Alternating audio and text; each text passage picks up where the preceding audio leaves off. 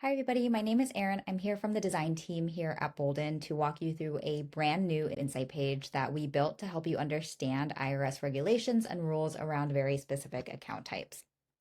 So on this screen, I'm going to walk you through a demo of our user, Michelle, today. And the first thing Michelle wants to do when she lands on this overview page is to make sure that her account information is as accurate as possible. So she goes and does that by going into My Plan, Accounts and Assets, Savings, and she does a quick scan to make sure that not only her balances accurate, but also the account type as well. For this user, I have put in 4 different accounts. She has an inherited IRA from her father who passed in 2020. She has a 401k. Her spouse, John, has a traditional IRA, and then they also have an investment savings checkings account, just labeled other savings. So these first 3 accounts here are really what we want to cover today in our new insight page. After Michelle checks that all her information is correct, she goes and navigates to our Insight section. And scrolling near the bottom, you see a new page here called Required Distributions. When she goes and selects that page, you can see at a high level glance that this Insight page addresses both RMDs, required minimum distributions for retirement accounts, as well as other distribution rules for inherited accounts. So really, like, what are required distributions? You can always access our educational panel here by clicking Learn More about required distributions, which will open up a drawer and give you just the answer to that question. So required distributions are the amount of money that you must withdraw from certain account types every year to avoid IRS penalties. So this report will address 2 types of required distributions, RMDs from retirement accounts, as well as any inherited IRA specific rules like the 10-year rule. Required minimum distributions are based on your account balance and your age for traditional retirement accounts. And the 10-year rule is a rule that requires beneficiaries of inherited accounts to completely empty those accounts by the 10th year after the original account owner's death.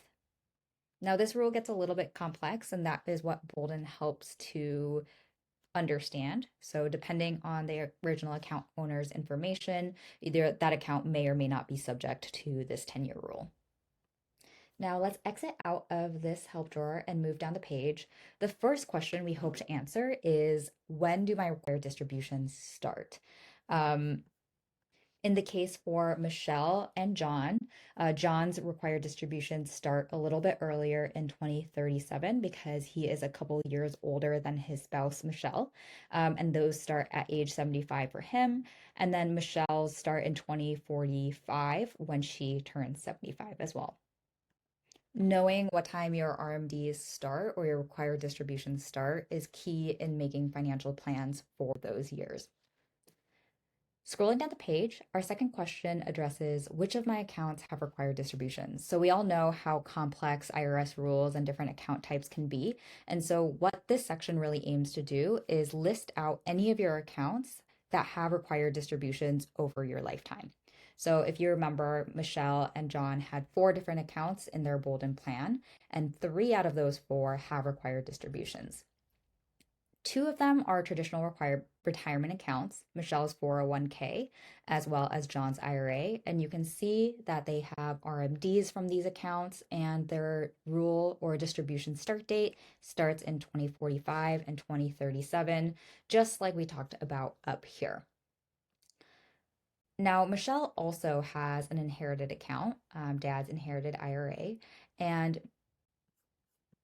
based on the original account owner's date of birth, age, date of death, Boldin calculates that she is subject to both RMDs as well as the 10-year rule. RMDs start the year after the original account holder passes in 2021.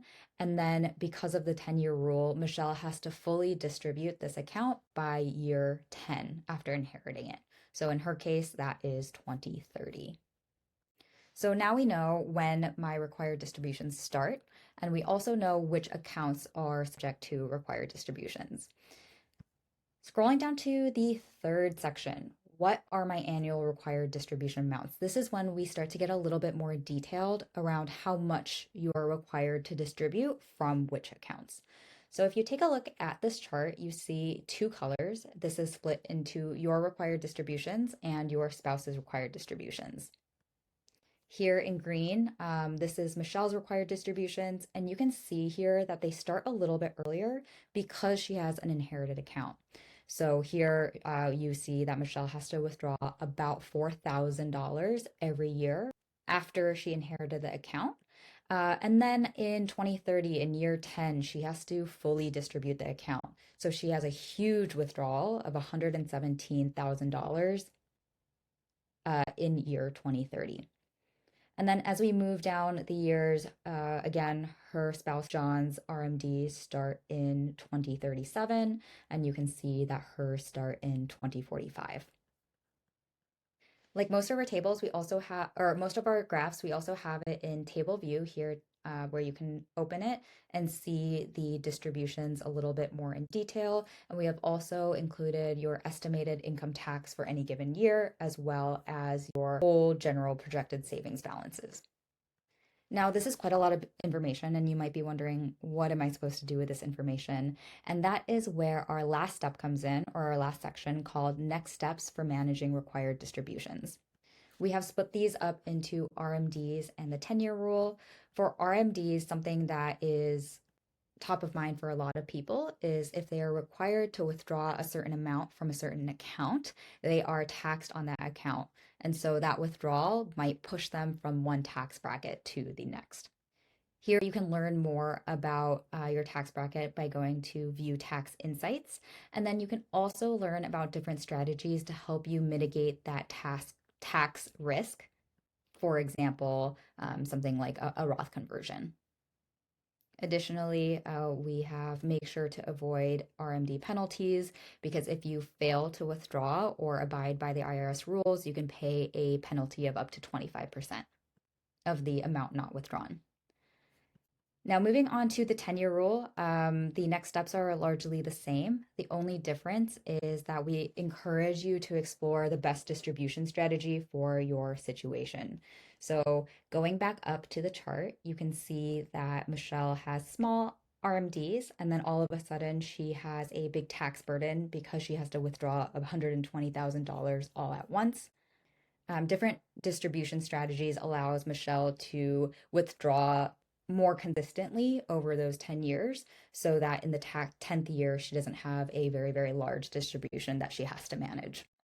Thanks so much for joining me today to explore Boldin's required distribution insight feature. We are really excited to continue bringing you new features that will help you take control of your financial journey. And if you found this demo helpful, please give it a thumbs up and subscribe to our channel for updates on our latest features and tips to make most of the Boldin Planner. If you have any questions, please feel free to leave a comment down below. We would really love to hear from you. Thanks.